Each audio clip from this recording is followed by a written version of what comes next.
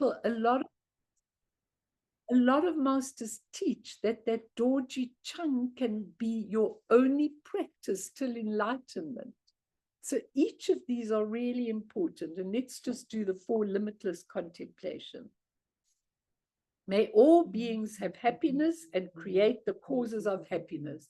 May they all be free from suffering and from creating the causes of suffering. May they find that noble happiness which can never be tainted by suffering. May they attain universal impartial compassion, free of worldly bias towards friends and enemies.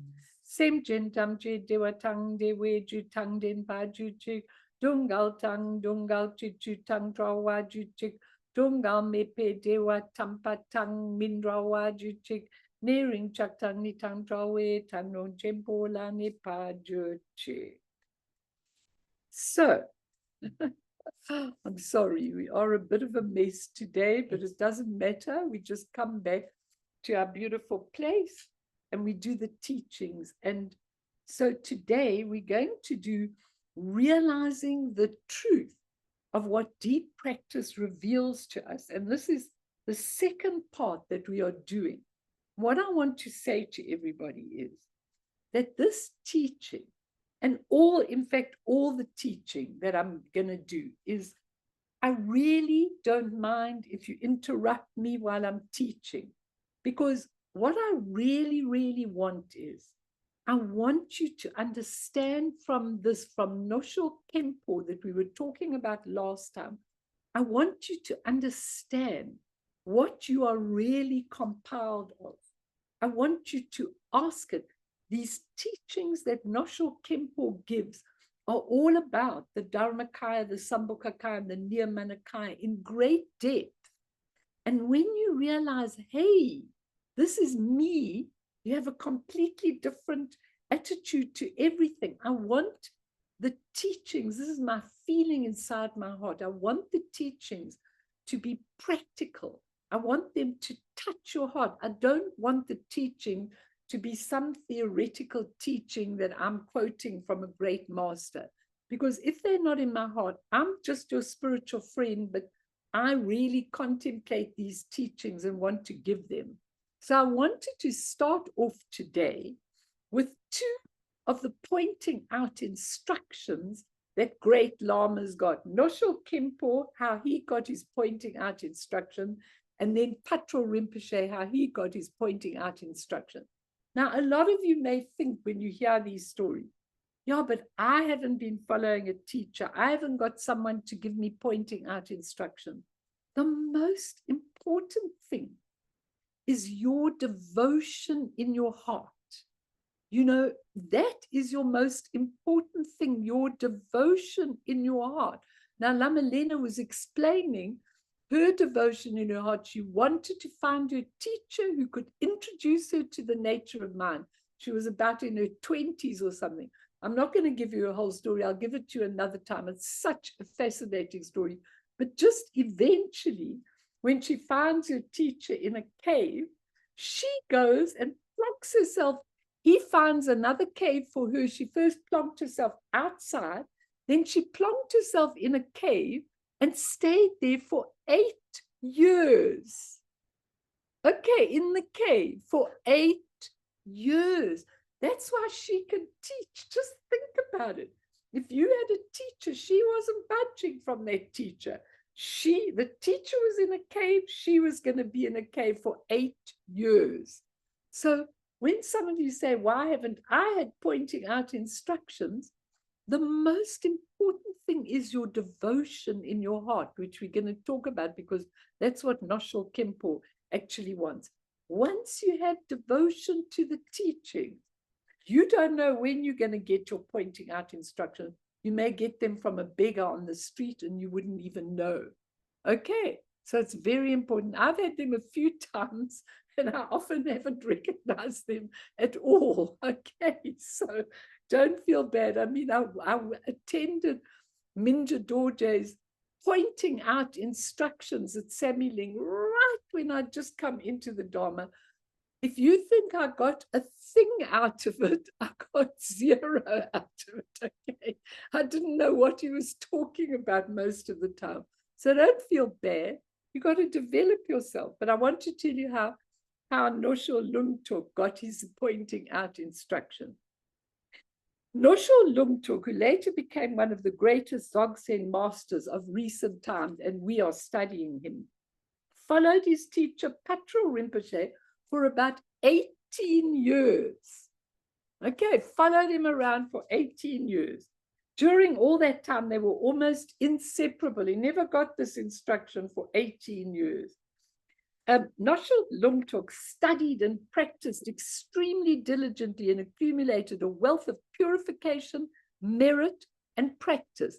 Now, if some of you didn't go to the teaching I gave on merit and wisdom, accumulating purification, merit, and wisdom, please go back, because they're now, thank goodness for Edie, they're now on YouTube, and it's really worth it, because you do need that merit. Even though you need devotion, you need the merit, and wisdom is very important, and it's there for you, because if you haven't got the merit, you won't get it. Okay, so he was ready to recognize the Rigpa, but had not yet had the final introduction. Then one famous evening, Patrul Rinpoche gave him the introduction. It happened when they were staying together in one of the hermitages high up in the mountains above Dzogchen Monastery. It was a very beautiful night. The dark blue sky was clear and the stars shone brilliantly.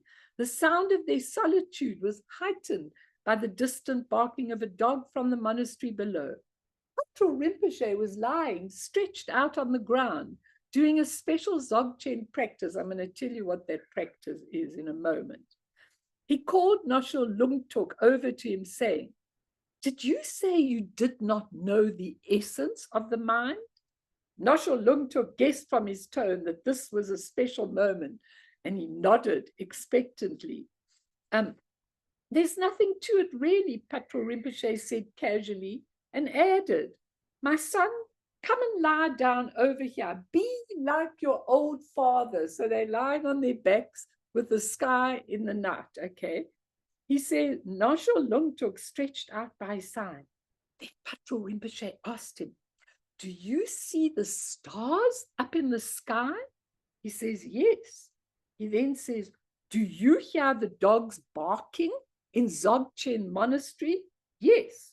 "Do you hear what I'm saying to you?" "Yes." "Well, the nature of Dzogchen is this, simply this." Nyoshul Khenpo tells us what happened then. At that instant, arrived at a certainty of realization from within. I had been liberated from the fetters of it is and it is not. I'd realized that primordial wisdom, the naked union of emptiness and intrinsic awareness. I was introduced to this realization by his blessing. As the great Indian master Saraha said, "He in whose heart the words of a master have entered, see the truth like a treasure in his own palm." At that moment, everything fell into place. The fruit of all his years of learning, purification, and practice was born. He attained the realization of the nature of mind. There was nothing extraordinary or esoteric or mystical about the words he used.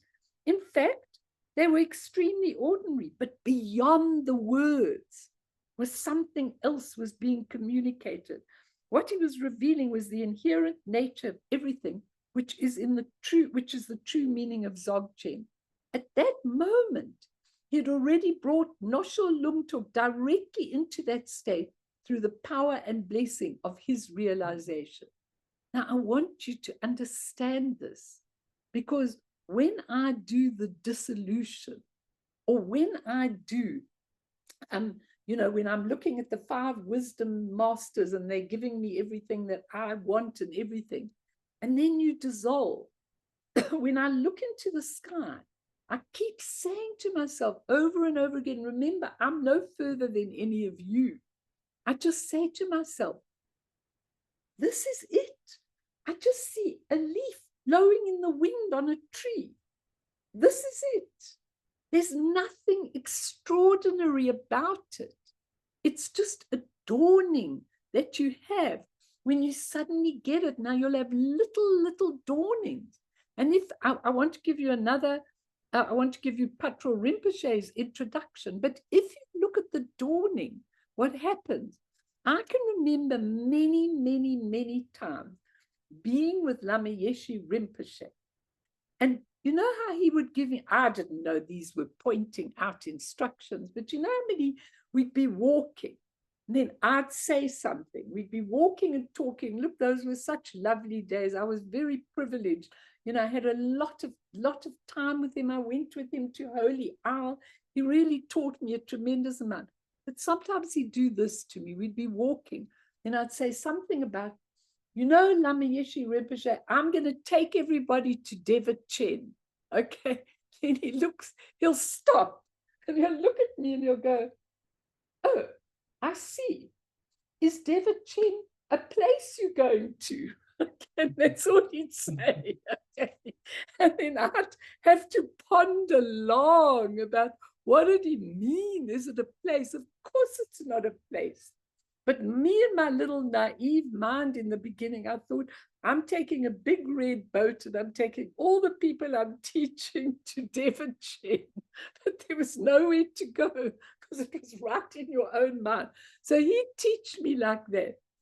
Taisitu Rinpoche taught me in many different ways because one, he introduced me to everything.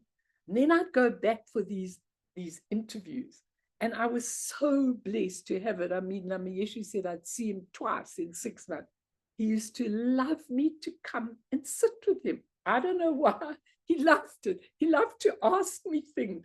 How did I feel about this? And how did I feel about that? Sometimes he used to ask me, how do you feel about the retreatants? What do you think about it? How did you get the permit from the chief of police? Then I'd tell him, then he'd go, no, I want the details. How did you do it? I want the detail. Anyway, sometimes I used to say to him, Rinpoche, I'm so lucky to be with you, but can't we discuss the practice? You know, instead of him asking me to tell him things, why did he want me to tell? And he says to me, but that is the practice. And that was that. So our conversations were the practice because his response was pointing out to me what the nature of mind was. So do not think that you sit at the feet of a master at that moment and he says, right, here's my mind and I'm putting it into yours. That's very, very rare. And what we are learning now with realizing the truth of what deep practice reveals to us, when we understand this, when we get it, when we get what the Vajrayana really means, when we get it, that is the pointing out of your nature of mind, because you are taking your ordinary consciousness and you are putting it into your primordial consciousness, your Rika, your self-existing awareness. Now, how did Patrul Rinpoche?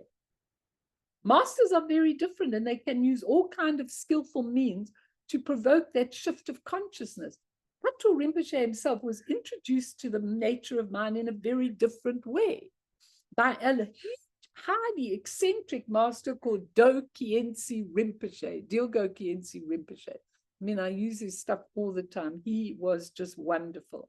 This is the oral tradition of this story.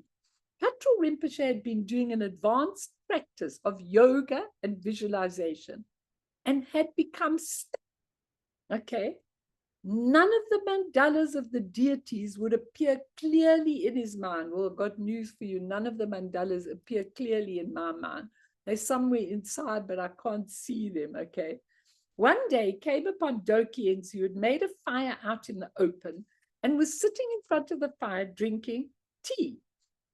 In Tibet, when you see a master for whom you have deep devotion, traditionally you begin to prostrate your body on the ground as a mark of respect. It's funny, someone said to Lama Lena, if I see my root guru in a dream, what should I do? And she said, prostrate. And then she said, you know, in the East, they just prostrate automatically. In the West, it's okay if you say to the Lama, I'm so glad to see you. Please, can I have teaching? Okay. You can do that in the West if you're not happy to prostrate. But it's funny because Joy, who was Lama Yeshe, had the two of us, Joy and Melanie, his two little disciples that followed him around Holy Isle and everything. And she was this kind of a girl. You know, she used to walk backwards when she was in front of him, never to turn her back on him or anything. And I was just me, you know, absolutely cheeky and everything else. So it's interesting, you know, your own personality comes through. Anyway, he started to prostrate. As he started prostrating from a distance, Dokiensi spotted him and growled menacingly, "Hey, you old dog, if you are brave, then come over here." Dokiensi was a very impressive master. He was like a samurai with his long hair, his rakish clothes, and his passion for riding beautiful horses.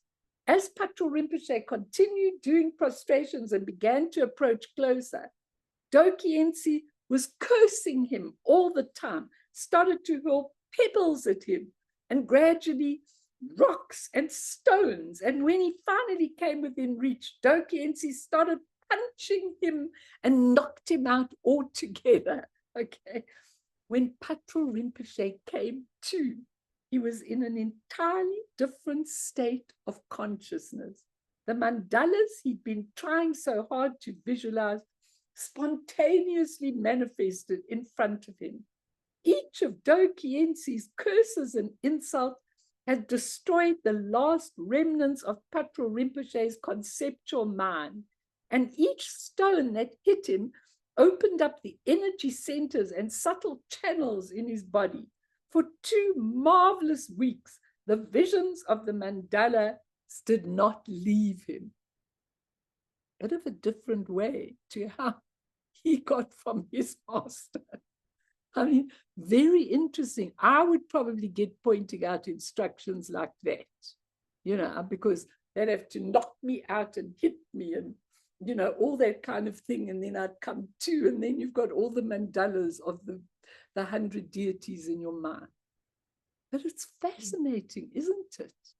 Because each one, Talopa pushed Naropa over the mountain. I think it was Talopa who pushed Naropa over the mountain as well. And all his bones broke. And then he flew down. He healed all his bones. And the guy had woken up. What does it take to wake us up? Okay. He says, we have to have a sense of what the view is like and how it feels when the Rigpa is directly revealed, even though all the words and conceptual terms fail really to describe it. Dajjal Rinpoche says, that moment is like taking a hood off your head. What boundless spaciousness and relief. This is the supreme seeing that was not seen before. Now, I've started with this because I really, you can butt in if you want to, with pleasure. Just butt in when you want to, because I want something to touch you.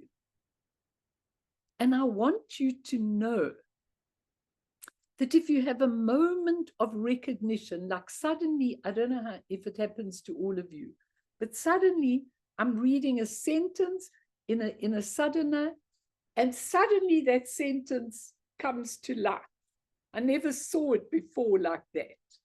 So you have little moments of when you wake up, you get out of yourself, out of the ordinary mind. It's really, really important. And it's important that we understand. And when Patrul Rinpoche was lying on the ground, he was doing something very, very interesting. It's a Dzogchen practice that is called the threefold sky practice. You can try it when you've got a lovely piece of grass that you can lie and look on. Don't look into the sun. But it's a sky gazing integrated non-meditation. And what's the threefold sky practice? I'm no one to teach this to you. I'm just telling you what it is. but you mingle the three spaces, the outer, the inner, and the secret. They all come together. The external sky is called space because it's unimpeded, unblocked, it's empty and open, okay? The inner sky is the empty mind, which all sentient beings have. Otherwise, the mind would be like a piece of wood or stone. Since the mind is sentient, it is feeling, that is the mind reference in the inner sky's empty mind. And the secret sky is Rikpa, empty awareness, which is the essence of mind. So once you recognize the essence, the three skies are unified. The inner, the outer, and the secret right deep within you. And you will have unified all of them, but you have to unify the three of them in order to be awakened. But there's no fixation on outer object. There's no duality. There's nothing like that, okay? I'm just giving you this so you can see, because that was what he was doing. I won't give you more. We could discuss it or try it another time. But, you know, the three sky plates is what he was doing, looking at the sky, you know, the outer sky, the inner sky, and the secret, which is that absolute awareness. So if you can actually understand what I'm saying, it's very important, because in order to get the pointing out, two things need to be present. One, first of all, you have to have purified and accumulated merit and wisdom. Now, if you look at that, so interesting, because when I was listening to Lama Lena's dream yoga, I must write all of her things that she said. She said she went to this new guru, and then he said to her through, I don't know, she couldn't speak Tibetan then, but he said to her, well, now you have to do Nondra. And she said, I smiled and I said, I've done my Nondra, you know. And he went, now you're not going to do your Nondra, you're going to be your Nondra, you're going to feel it in your bones. I know exactly, because I also did my whole Nondra, and now I'm doing it again, because I think that the Nondra is where, from the 4 mind changes to each of the 4, however much you do them, those are the things that purify and accumulate merit and wisdom. You can go back to my teaching on it. I'm not going to go into it. I've got it all there on YouTube, so you can go and see it accumulating. But you need that. You need to have done some purification. You need to have accumulated some merit and wisdom, because otherwise you won't have the know-how to know when it's pointed out to you. So you need that, okay? And it's really important, because what we're looking at is the blessing of the guru and the devotion of the disciple. Those two really need to come together. When those two come together, things can happen, okay? And the guru yoga actually does it.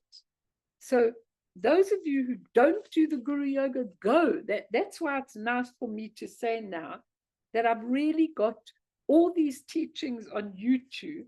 And so you can go and get them, go back and listen. There were 2 lectures on guru yoga. I saw that Edith posted them, and you can go back, but you should do guru yoga. Even if you do a 5-minute practice, it doesn't really matter, as long as you do the practice of the body, speech, mind, and all together. But remember, the essence of that is the devotion of your heart and the blessing of somebody who's already gotten there. Those two must come together. And the guru yoga really, really, really does it. Okay, I wanted to get on to Nyoshul Khenpo, but I just want to give you one other thing that happened. Once the great Patrul Rinpoche in the book was camped in whatever the place was, a place known to be haunted by non-human spirits. As he was falling asleep, Patrul Rinpoche had the powerful experience of terrifying apparitions of gods and demons. He prayed fervently to his guru, Jalwe Nugu, This was in somewhere in the 19th century. Through the power of his wholehearted supplication, Patrul Rinpoche was blessed with the realization of his teacher's wisdom mind, the ultimate enlightened realization of the great perfection.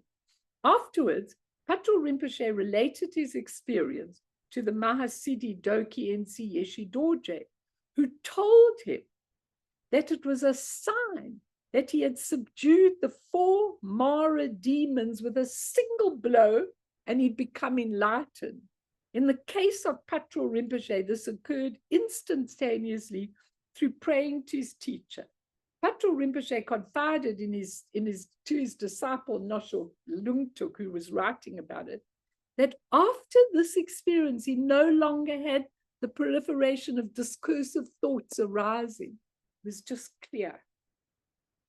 I mean, now think of it, the 4 demons are very, very interesting. The 4 demons are first Skandamara, that's form, feelings, perceptions, habits, and consciousness, all the human things, that's Skandamara. Klesha Mara is all the negative emotions. Mara, the Lord of Death, that's Mara, the Lord of Death, keeps telling you everything's permanent, don't worry about doing it, it's okay, it'll all be there when you want to. And Mara of the Son of Man tempts you with all kinds of things rather than your growth and your journey. So he did them all in one little thing. So I just want to give you a little story of how it would be if you were there. During the time of civil war in Korea, a certain general led his troops through province after province, overrunning whatever stood in his path. We've got a few of those in the world right now. The people of one town, knowing that he was coming and having heard tales of his cruelty, all fled into the mountain. The general arrived in the empty town with his troops and sent them to search out the town. Some of the soldiers came back and reported that only one person remained, a Zen priest. The general strode over the temple, walked in, pulled out his sword and said, "Don't you know who I am? I am the one who can run through you without batting an eye." The Zen master looked back and calmly responded, "And I, sir, am one who can be run through without batting an eye." Okay. And the general, hearing this, bowed and left him in the temple. That's where we're going, where we're not disturbed by all the things that are there. It's really, really important. Okay. Now, Jigme Lingpa, who was, of course, the great teacher of Nyoshul Khenpo, he, in the appendix, he's got a wondrous ocean of advice for practice of those in retreat in solitude.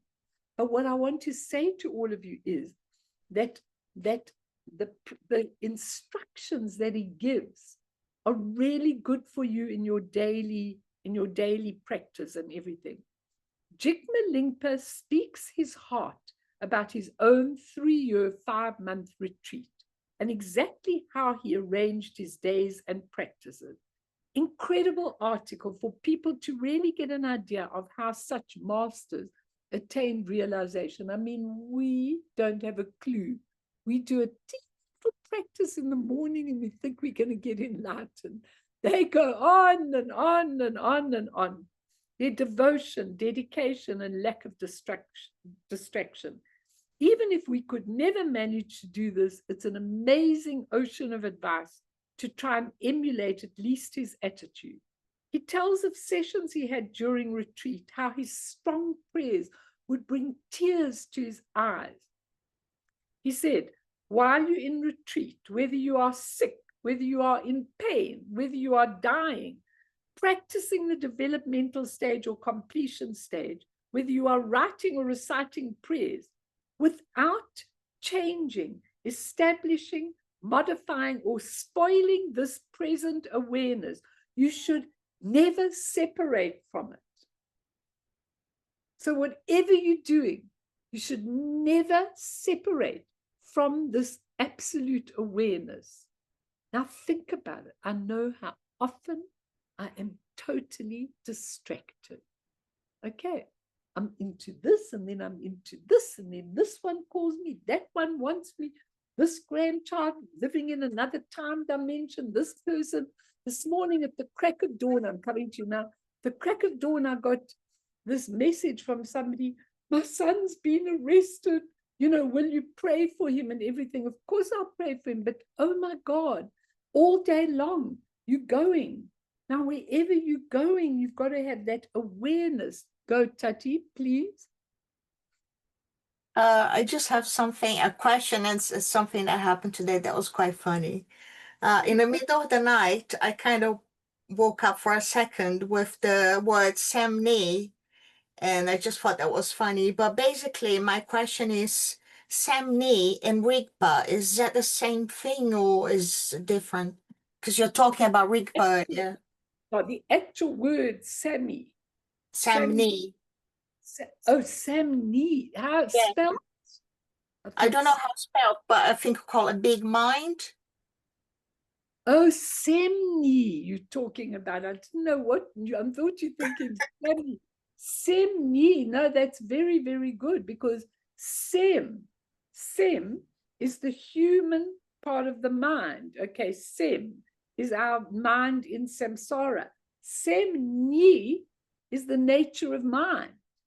So if you woke up to the word Semni, that is brilliant. You were waking up to your nature of mind. Yay. Can you share with us today what you saw, what you experienced? Oh, sometimes I just wake up or, with some word or something in my mind. The other day I woke up with a question. What was the difference between the wisdom that we call it wisdom here and the wisdom in Tibetan? Because obviously the translation we get in English and the concept we have of wisdom is different from the concept of wisdom in Tibet. Absolutely. And you see, I find that whole thing very difficult, because they often say knowledge holder for a Vidyadhara.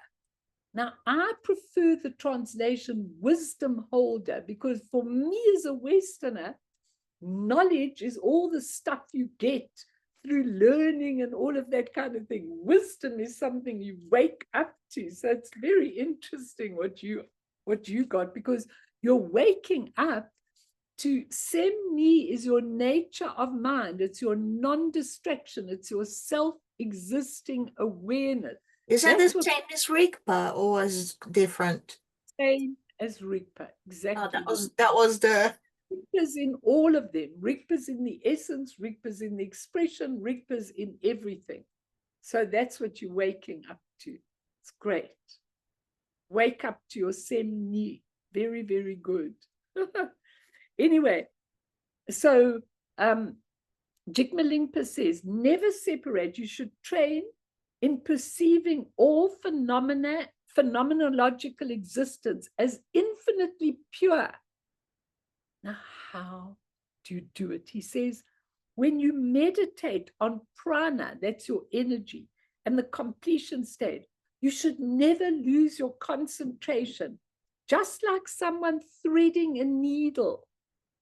Now, when you thread, when the needle's got a tiny hole and you're threading, you make the cotton like that, and then, well, certainly when you get older, you've got to spend a long time trying to get that through. That's the concentration. Okay. He says, even if death should come upon you unexpectedly, then without any sadness or regret, with nothing left unfinished in your mind, you should be like an eagle soaring in the sky. So interesting, because many years ago, I was in a little plane. We were flying somewhere in America, and the pilot announced, can you all go into the braced posture, when they're going to have an accident? He said, something's happened with one of the wings or something like that. And this girl sitting next to me was hysterical. Now, even then, I remember taking her hand and saying, now listen carefully to my voice.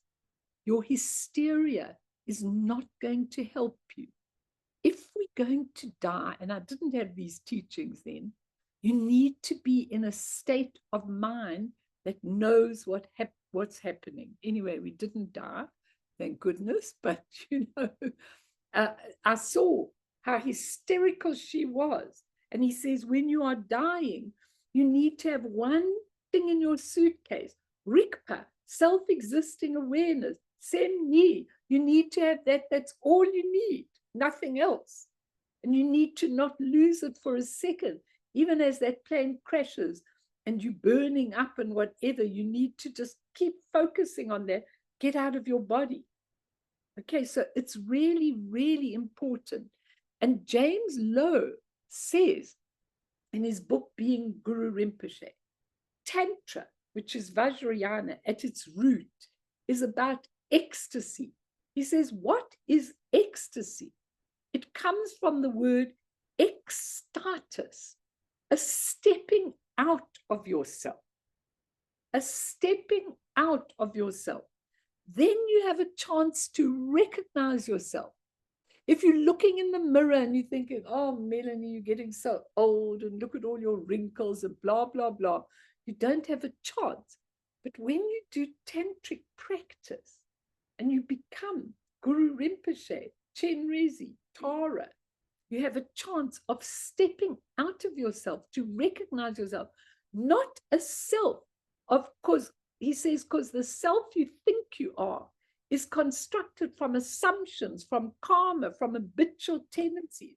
That's why in Tantra, we visualize ourselves as deities. We move out of our ordinary sense of self. We're free to act in a different way. Tantra is theater. He says it's theater. The more you enter the theater, the more impact. Our drama of being Melanie, Jade, Kim, Gail, our drama of being that is disturbed by entering the drama of being Vajrasattva. Very interesting. Yeah, by being Chenrezi Evi, you are changing your whole journey of self.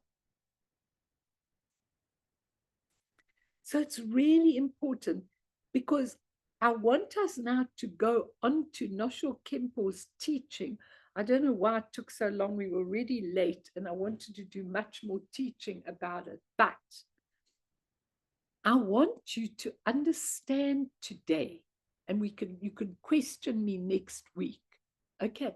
I want you to really get an understanding of the three kayas, Dharmakaya, Sambhogakaya, and Nirmanakaya. Whoever we are, it's always about the three kayas. Everything arises from the three kayas. Everything arises from the Dharmakaya and goes back into them. And Tulku Urgyen Rinpoche says, sentient beings can be enlightened because samsara and nirvana are pervaded by the three kayas. All worlds and beings dissolve and unfold within the sphere of the three kayas.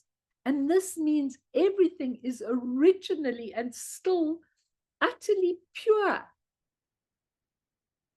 The essence of our mind is the three kayas. So by recognizing and stabilizing in them, we can become enlightened. Now, all of them say everything is pure, and we are going to do, Tati, I am going to do that teaching of Nippon Rinpoche, but I'm doing this first, and I'm going to do tomorrow night that exchange of the Western psychology and the Buddhist philosophy, and how, the way the Buddhist philosophy can really go into the Western psychology, the psyche, which is really important. But what I want to say to all of you is, they keep saying, it's all pure, it's all pure, it's all pure.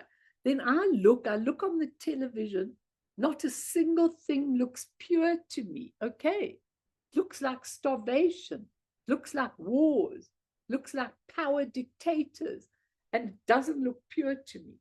So I ask myself, how am I going to see this as pure? Because if a Buddha has presided over our realm for this eon, then it must be pure. But these eyes, this human sem cannot see the purity.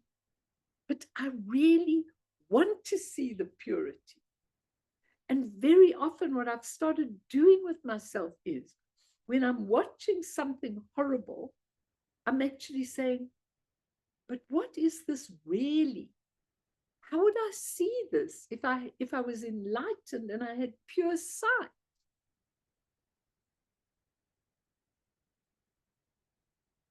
You have to live in a different way. So Lama Elena says you have to use the Tibetan dream yoga. You have to get up in the morning and say, this is a dream. This is a dream. I'm teaching you in a dream. This is a nightmare. It's not such a nice one. This is a dream. This is a dream. It's all temporary, transient, drama. This is a dream. Then you start to say, well, hang on. If this is a dream, is there a chance I could wake up from the dream? When you wake up from the dream, you've realized your true nature.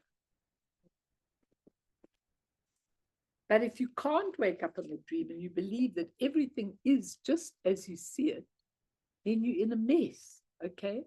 Any questions, anything that you want, comments, maybe things that are sitting with, tell me them, because I want to go on now to his chapter on the meditation deity, but this is a long background. I never realized I did so many long backgrounds.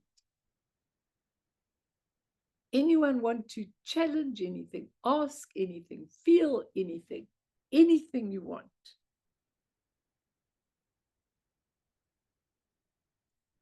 Are you all just believing me? Yes, I've got a lot of people who believe me. Nobody questions. You must question. I question all the time. I'm too cheeky to accept things at first sight. You're all such a joy. Anyway, it's because of you that I'm able to create these teachings, because you're so receptive to them, really. If it wasn't for you, I couldn't do this. Anyone, David, you even so quiet, and I like seeing you, you know. I like to see you because there are no other guys around here. We're beginning to think, go on, Karen. Mel, I just wanted to say something. I never watch the news. I don't have to, but I hear about it from you and from everybody else. And I understand. I mean, I know you just said La Milena says it's a dream, it's a dream. It is a dream. What I do when I hear it, it's my creation. It's good. So I know, let's say, that the three bodies and the Dharmakaya and everything comes out of that. So I think I mentioned this before. I crack myself open. It's the only way for me to try and explain to me exactly, and maybe to anybody else, what happens to me. So I crack myself open. I feel it's not like a short practice. I literally crack myself open that I don't. It's the only way for me exist. And then that creation goes. Do you understand what I mean? Because I've gone. Yeah. So, exactly. So maybe just another way, instead of, because I don't watch, I think I'm also being an empath. So if I see somebody wounded or sore or these things, it really, really hurts me on all levels. So I can't watch. So I'm a coward. But I'm saying, so when I hear it from you or anybody else, it is, and that's what I do the whole time with, which I've like really learned on that weekend retreat with La Milena, is the stories we tell ourselves. Exactly. And then, yeah, so with me, it's my creation. So all of us are having different, seeing the war differently, the starvation differently, the negativity differently. So it's all our creation. I just wanted to say that. I think what you're saying is absolutely valid and brilliant. I really do, because if you keep telling yourself this and you really begin to, you have to keep telling yourself at the beginning. You can't lead your life and think this is for real, because then you've got no chance of getting out of it. My whole thing is that I sit with a lot of people who are really enmeshed in all their negativity, and they really, really believe it. I said to somebody the other day, but you know, you've had me now, so far it's 45 minutes, okay? And I've hardly been able to say one word to you, and I'm just swamped by all your negativity. So they said to me, and I said, and you know what I'm feeling? I'm feeling exhausted. So she stopped. I said, you know, I can't even reach into your nightmare and give you a way. I'm putting my hand in, but you are making me so tired by going on and on and on with all your negativity, with your victimhood, with why you're in this situation. And you never give me a chance to try and show you another way. So I think what you're saying is so brilliant. If you're doing that, you crack it open. You crack open to that self-existing awareness. Look at all of you. Here you are on a Monday morning, which is unbelievable, because everybody else has got doctor's appointments and this and that and the other and the other and the other and the other. And here you all are. Well, it's not Monday morning in Australia, but Monday morning is really a busy time for everybody. But here you are, giving yourself to your Dharma, which is really important. It's really important. So let's look then at a little bit, and then we'll do a meditation. Okay, what's important is that Nyoshul Khenpo says the yidams, or the meditation deities, are known as wisdom deities. Wisdom deities. When you're doing the practice, you are the deity, you are becoming the deity, and when you start doing it and you invite the wisdom deities come into you. In fact, this lovely monk in India, you know, once I told Tafsitu I really want to learn White Tara. So this monk who could hardly speak English came and taught me White Tara. And, you know, we're going, no, no. And he taught me and everything. And he showed me, like, when you're doing the wisdom deity, you go like this with your hand, and like this with your hand, and like this and like this. It's the combination of inviting the wisdom deities into your life. Okay. And he says, all the wisdom deities are emanations of the primordial Buddha, Samantabhadra. Now think of that statement. There's no Samantabhadra out there, but Samantabhadra is what we're talking about, what you're talking about, Tati, your Rigpa, your self-existing awareness, your essence is Samantabhadra, okay? Your essence is Samantabhadra. And a Buddha, he says, can be understood from the ultimate or the relative. I'm going like this for the ultimate and this for the relative point of view, because we understand it. But actually, it's not like that and like that. It's rather like what Karen said. You crack open, and now you're in the ultimate. You go back into the head, and now you're in the relative. But when the Buddha taught, he was really, really adamant to teach both versions, because you really need to awaken to the ultimate, but you often need the relative so that you can begin to understand in order to crack open. So he says, the ultimate manifests from the absolute, from the absolute downward. It's not really downward, but for purposes of our understanding, we'll call it downward.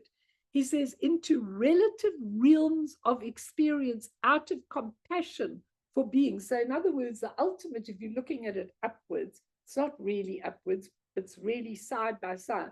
But what they are doing is, from the primordial wisdom emanates the rupakayas to benefit beings and to have compassion. And that's how you look at it from the ultimate point of view. The relative point of view is one who begins from the relative condition of an ordinary sentient being in samsara and gradually progresses upward along the path in order to realize the ultimate. Now, up to your minds, whether you want to see the ultimate or the relative. Me, I love the ultimate. And I keep on fighting to see the ultimate. And I've told you all, when Lama Yeshe always said to me, when I asked a question, he'd go, you could say that. You know, I hated that answer. You could say that. Because what he's saying is, shame, from your relative mind, you could say it is like this, but it's not like this. Okay. And I used to go, give it to me straight. Okay. Don't give it to me diluted. What do you mean you could say this? I don't want you could say this. I don't want to be you could say this. I want my mind to know. I used to always say that to him. I drove him a bit mad in retrospect. So downward refers to the enlightened Buddha manifesting from the formless Dharmakaya empty-like space into the relative realms where the Buddha then assumes form. Because ultimately there's no form, but relatively there's got to be a form, otherwise we can't relate to it. Do you all understand that?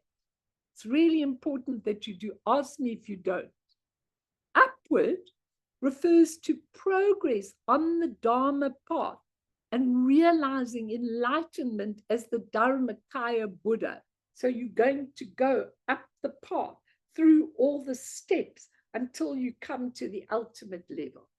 But if you're at the ultimate level, you don't have to go to the steps. You can jump over. Don't jump over if you don't want to. If you are one of those who likes to be exact and who likes to know, then don't jump. Okay, stay and go on the upward progress. Relative with the dualistic mind called Sem, from the standpoint of the outer Buddha nature, Buddha Shakyamuni became enlightened under the Bodhi tree at the outer Gaia place, where 1,000 Buddhas of this fortunate eon are enlightened. So we hear the story of Buddha Shakyamuni. He went to Bodh Gaya, he sat under the Bodhi tree, and he really, really, really attained enlightenment over all that time, and then he went out. That's the relative. But the ultimate, that's the dualistic mind. But the ultimate viewpoint of Dzogchen, speaking from the perspective of the Dharmakaya, the truth of the absolute or the absolute body, refers to the wisdom mind of an enlightened being. The inner Buddha nature, enlightened in inner Bodhikaya, like I'm talking about Devotee, in your mind. In your mind, it's actually in your mind, okay, as it is a place of enlightenment of the Buddha, as it is a place of enlightenment of the Buddha, which is the Bodh Gaya of one's own self-knowing awareness. So your own self-knowing awareness, Rangi Rigpa, you realizing the Buddha nature internally. One's Buddha nature is known as the glorious primordial Buddha, Samantabhadra. All the external is expressed for our intellectual understanding on a relative level. So in other words, when we listen to the story of the Buddha thought so, he needed more than that. he went out of the palace. He saw the death, the sickness, the old age, and all of that. He'd never seen it. His father didn't want him to know it. And then he came back, packed up, went and planted himself under the Bodhi tree until he would attain enlightenment. But from the ultimate point of view, he was already a Dharmakaya who, out of the compassion of his heart, went down into from Sambhogakaya to Nirmanakaya and went through the whole process of getting enlightened. Why? For compassion for us, so that we could copy him. Do you all understand? But it wasn't the truth. He was already enlightened before he started. It's really important that you understand that all these relative teachings are given to you for your relative mind so that you can understand. And the Buddha had to come and he had to teach and he had to go on the journey and he had to pretend that he wasn't enlightened so that we could learn what we need to do if that's the journey we want to go to. But if, as Nyoshul Khenpo says, you relate to Samantabhadra and Samantabhadri within you, you don't have to go on the relative path. You know that story of the magician with Milarepa, and this magician who came to Milarepa and he said, I'm better than you and I want to have a competition with you and I'm going to go to the top of the mountain before you get there. So they had this whole competition and everything. And so Milarepa was sitting and meditating while the magician was climbing up the path to get to the top of the mountain. He was nearly at the top of the mountain and Miller's disciples were saying, what are you doing? What are you doing? He's going to beat you and then the relative's going to win in the world. He just waited for the sun to rise and he took the ray of the sun and he whooped up to the mountain, okay? Then he said to the magician, hi, hi. You know, the magician was still coming up the mountain. That's the difference. So if you are one of those people that can jump right over the river, then please jump. If you are one of those people that needs to build a boat and build it properly, and then get inside it, pack all your goods and everything, go slowly over the river and get to the other side, then do it by all means. There's nothing wrong with it. I'm just one of those that I can't anymore. I can't go on that relative stepping stones anymore, okay? So Buddha Samantabhadra is enlightened in the primordial ground, the vast expanse of that Dharmakaya. From the wisdom mind, Samantabhadra manifests infinite Sambhogakaya Buddha fields, arrayed in vastness of the expanse of space, like infinite lights as numerous as atoms. So from that beautiful Dharmakaya, Samantabhadra really starts emanating Sambhogakaya, beautiful Buddha fields, okay? From the state of the Dharmakaya, enlightenment, and due to his blessings, compassion, and power, the infinite Sambhogakaya Buddha field naturally manifests. Unfortunately, we can't see them. Maybe Karen can, I don't know. But we can't see the Sambhogakaya Buddha fields because he manifested them for the Dakas and Dakinis, for the male and female bodhisattvas, for the yogins and yoginis, any beings attaining the first to the 10th bhumi. So if they were already on the first bhumi, then you could see the Sambhogakaya. If you like us, little sentient beings in samsara, we can't relate to the Sambhogakaya. We have to train ourselves and get there. Okay? So Samantabhadra then, from those Sambhogakaya Buddha fields, Samantabhadra displays infinite Nirmanakaya emanations. So, for example, Buddha Shakyamuni is an emanation who appears in the worldly realms of existence to benefit sentient beings. So if you want to see him, as a little man who went on his journey, attained enlightenment, and now his teaching and all his teachings have remained. Go ahead and think that. But remember, the Sambhogakaya and the Nyamanakaya are part of the Dharmakaya. Now, what I'd wanted to do was study the Dharmakaya with all of you so you really understand the essence of everything in you. You just have to keep going back there all the time so that you can get there, so that you can emanate from there, so that you can understand this is my essence, and my essence is not tainted by any of this rubbish in samsara. When you can get that, then you're free, completely free.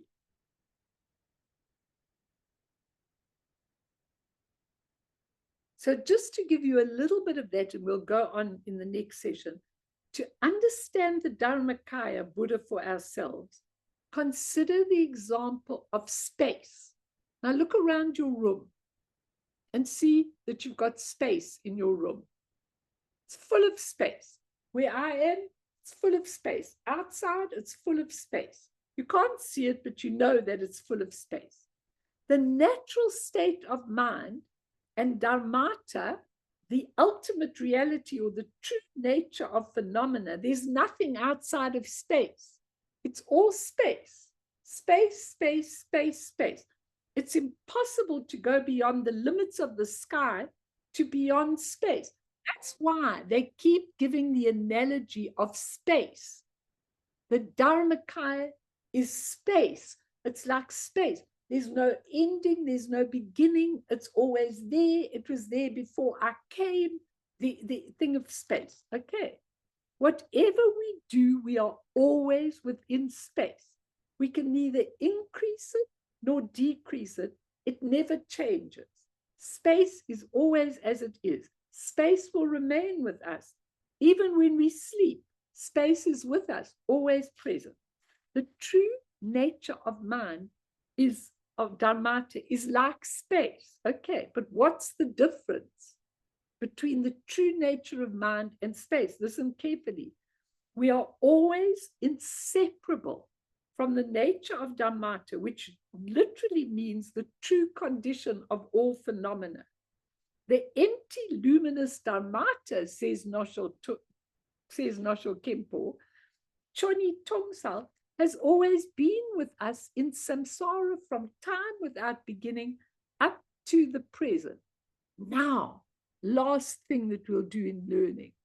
What is the difference between the Dharma Dhatu and ordinary space? This is where you learn what it is.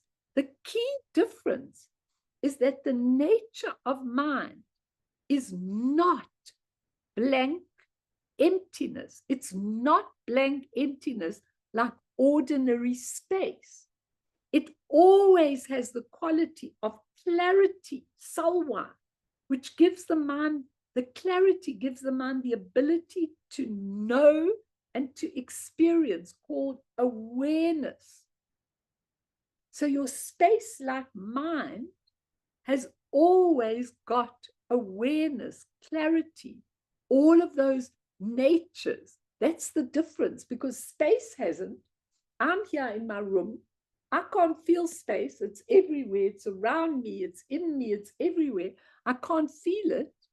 But the difference between that space and my Dharmakaya, which is space-like, is that the Dharmakaya always has awareness, clarity. That's its nature. So it's kind of, when you see the sky, you don't just see the blue, you see all the little things, the awareness, the little chains of awareness. It always knows. If it didn't have know, like space, we ourselves and all phenomena are always included within the wisdom mind of Dharmata. So important. We're going to meditate. It's always present and can be recognized through the pointing out instructions of one's guru. Depends on the person's faith, devotion, and the blessings of the teacher. With this positive past karma and pure aspiration and practice and meditation, one's own great wisdom can be actualized. Due to the strength of our delusion, we think what appears to us really exists. I'm telling you, due to our dualistic perception, so I tell you, this bowl really exists. Now, an enlightened person would say, does it?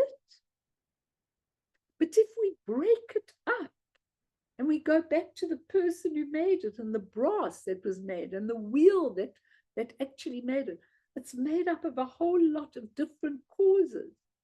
It can break and then it won't be there anymore. But your Dharmakaya never breaks. It never goes by cause and effect. It's not sick when you're sick.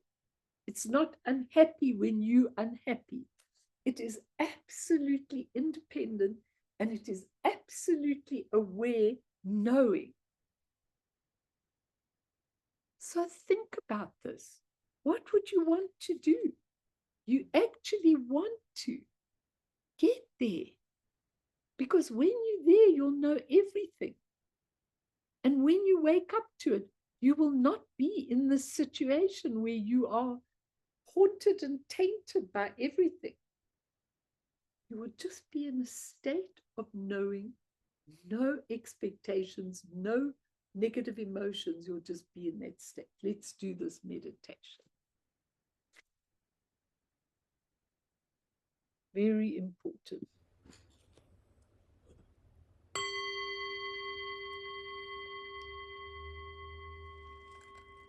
You've had a lot of words from me from the time of Guru Rinpoche's teaching. So just breathe in, breathe out, let be. Breathe in the nature of Dharmata, the Dharmakaya. Open, spacious, like space, but with clarity, with knowing, absolute insight. You are like the warrior that the general said, I can just walk through you with a sword. And he said, and I am one who can never, you can walk right through me with a sword and I will never bat an eyelid. You get to a point where you don't bat an eyelid. Whatever happens, whatever you're going through is perfect for now. And the Dharmakaya, your essence, knows it. And you, at your essence, need to connect. And it takes time and patience. Why does it take time and patience if it's already in you and it's already you? It takes time and patience because of our habit conditioning. We are conditioned to be in sem, not in sem ni. And so we have to clear away the conditioning and clear so that we can actually be there to touch that space that knows, that is fully aware both of the relative and the ultimate. Once we are aware, we've got no problems in the world. There aren't any problems. They're not real. It's all a dream, sometimes a nightmare. But I have the chance to wake up from it and just be. No leaps, no anything, just to wake up and be right there, right in the space of the Dharmakaya, your essence never left you, never will leave you, always there. But unlike space, it has awareness, clarity, sawa. Nyoshul Khenpo says, like ordinary space, we are that wisdom mind, and we have to unite with it. So we have to wake up. Karen says she cracks it open. I don't mind if you crack it open if that's what you need. Just get there. Nowhere to get, just be there. Once you have that connection, there are no problems in the world. You just understand, I am here because this is my creation, because this is my opportunity to change my life, to be free, to be awakened.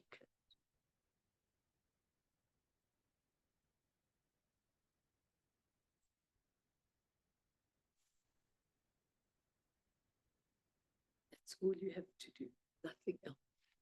Just be in touch all the time, all the time, all the time.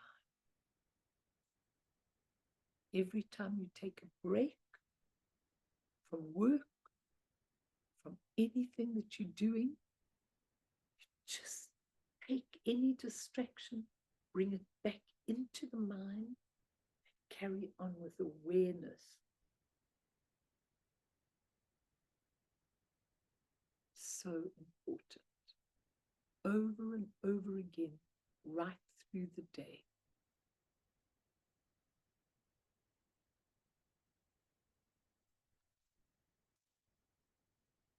And when we do this practice, even 2 minutes here, 2 minutes there, just sitting, looking into the sky, you will find that there will be a master who will give you the pointing out, just that last little connection, and you'll be right there.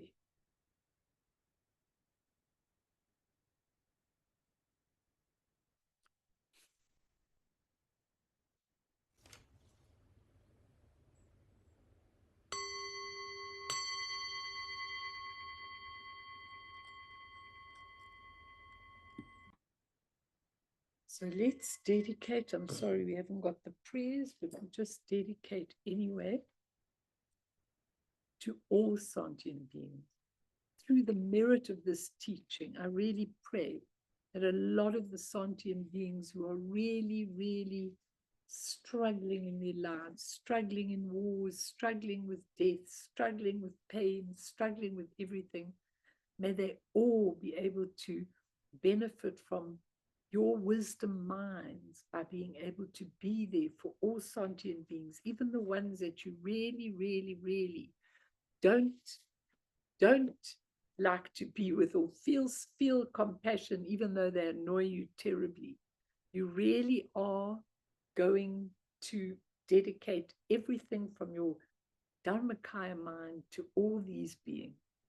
And through the virtue of this goodness, may we obtain omniscience and overcome all adversity, thereupon liberating beings from the ocean of existence, which is rocked by the waves of birth, aging, sickness, and death. Sonam die tamche zipane, topne ne petranam pamshene, chegana chibala dropaye, sipe sole doa do warsho.